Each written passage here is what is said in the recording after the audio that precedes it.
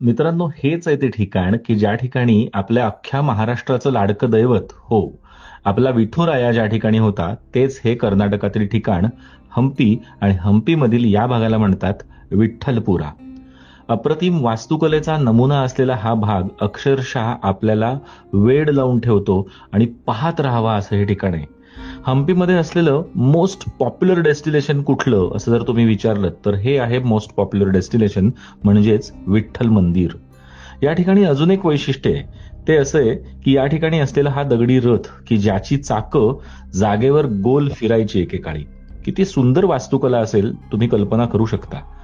आज 50 रुपयाच्या नोटेवर असलेला जो दगडी रथ आहे तो याच ठिकाणचा रथ आहे आणि हाच आहे तो रथ.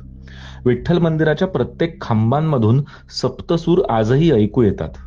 दगडी खांबांमधून सप्तसूर कसे ऐकू येतात याचं कोडं शास्त्रज्ञांना अजूनही सुटलेलं नाहीये.